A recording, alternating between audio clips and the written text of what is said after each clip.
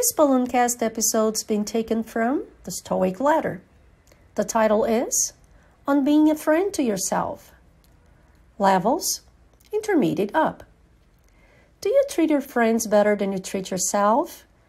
When a friend screws something up, you'll probably say, don't be too hard on yourself.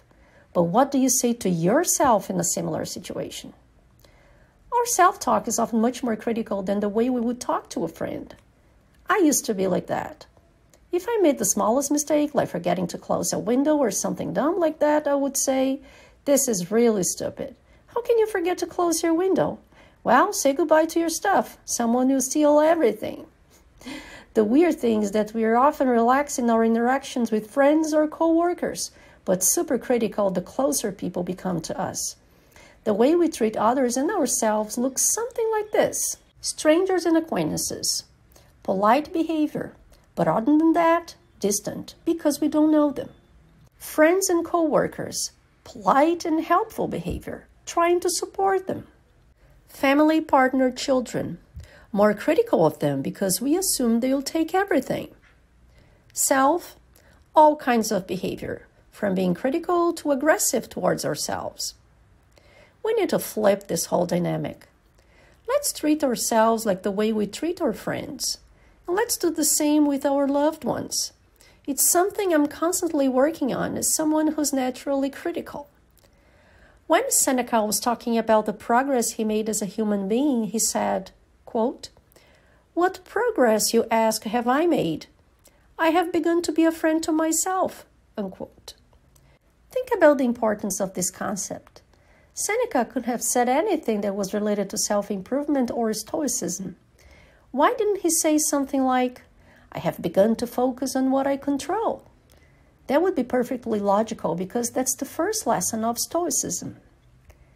I take Seneca's answer as a sign that being a friend to yourself might be one of the most important things in life. It's so true. Out of all the people in the world, you spend the most time with yourself. Why treat yourself as anything other than a true friend? The beauty of treating yourself well is that it also rubs off on the way you treat others. This is the biggest thing I've experienced from living by this strategy. The less critical I've become of myself over the years, the more relaxed I've become in my relationships with others.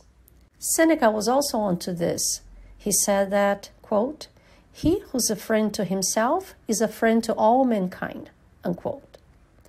I used to be the type who would analyze everything my partner said.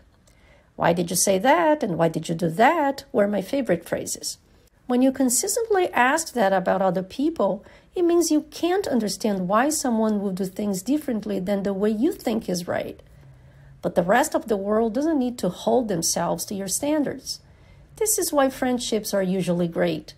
When you're friends, you don't try to force your beliefs, habits, and ideas down your friend's throat.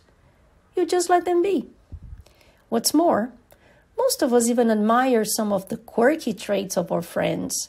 We all have a friend who always shows up late to social engagements. Most of us turn it into an inside joke and laugh when the friend finally shows up.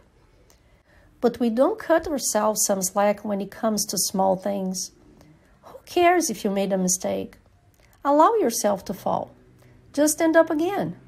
Who cares if your partner or family member isn't in a great mood? Just let them be. Or better yet, do something fun to cheer them up. And if it doesn't work, that's fine too. We can all use some more patience with ourselves and others. Next time you're being critical of yourself, remind yourself to be a friend to yourself.